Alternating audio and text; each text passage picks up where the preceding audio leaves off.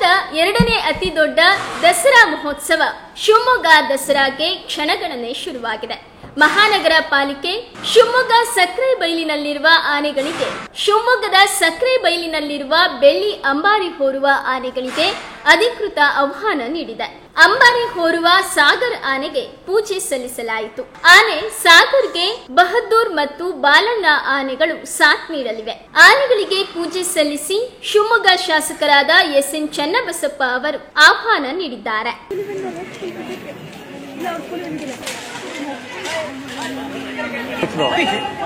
ನಿಮ್ಮ ಅನುಕೂಲ ಹೇಳಿದ್ರೆ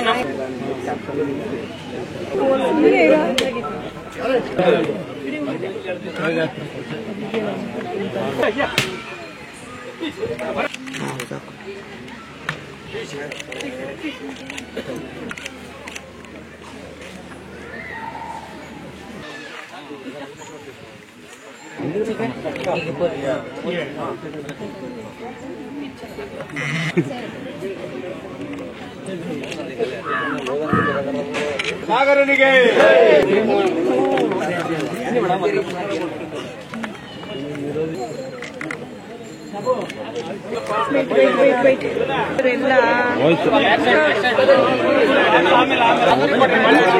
ವಿಜೃಂಭಣೆಯಿಂದ ನಾಡ ಹಬ್ಬ ದಸರಾ, ಸಾಂಸ್ಕೃತಿಕ ದಸರಾ ಇದನ್ನು ಮಾಡಲಿಕ್ಕೆ ಇವತ್ತು ಅಧಿಕೃತವಾಗಿ ಅಂಬಾರಿ ಉತ್ಸವವನ್ನು ಮಾಡಲಿಕ್ಕೆ ಆನೆಗೆ ಪೂಜೆ ಮಾಡೋದ್ರ ಮೂಲಕ ಸಾಗರ್ ಚಾಮುಂಡಿ ದೇವಿಯನ್ನು ಹೊತ್ತು ಅಂಬಾರಿ ಉತ್ಸವಕ್ಕೆ ಹೆಚ್ಚು ಶಕ್ತಿಯನ್ನು ನೀಡ್ತಾ ಇದ್ದಾರೆ. ಬಾಲಣ್ಣ ಮತ್ತು ಬಹದ್ದೂರ್ ಮೂರು ಆನೆಗಳು ಕೂಡ ಪೂಜೆ ಮಾಡೋದ್ರ ಮೂಲಕ ನಾವು ಶಿವಮೊಗ್ಗ ನಗರಕ್ಕೆ ಬರಬೇಕು, ಈ ಕಾರ್ಯಕ್ರಮವನ್ನು ಚೆನ್ನಾಗಿ ನಡೆಸ್ಕೊಡ್ಬೇಕು ಅಂತೇಳಿ ಮೂರು ಆನೆಗಳಲ್ಲಿ ಪ್ರಾರ್ಥನೆ ಮಾಡಿದ್ದೇವೆ.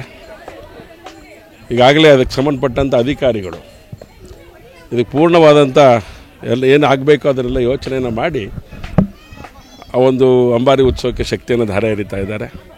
ಇವತ್ತು ನಾವು ಆಯುಕ್ತರು, ಈ ಹಿಂದೆ ಯಾರ್ಯಾರು ನಗರ ಪಾಲಿಕೆ ಸದಸ್ಯರಾಗಿದ್ದರು ಅವರೆಲ್ಲ ಪ್ರಮುಖರು, ಸದಸ್ಯರುಗಳು, ಉಳಿದಂತೆ ನಾಗರಿಕರು ಒಟ್ಟಿಗೆ ಸೇರಿ ಈ ಒಂದು ಉತ್ಸವಕ್ಕೆ ಚಾಲನೆ ಕೊಡಬೇಕು ಅಂತೇಳಿ ಆಹ್ವಾನ ಕೊಡಲಿಕ್ಕೋಸ್ಕರ ನಾವು ಬಂದಿದ್ವಿ.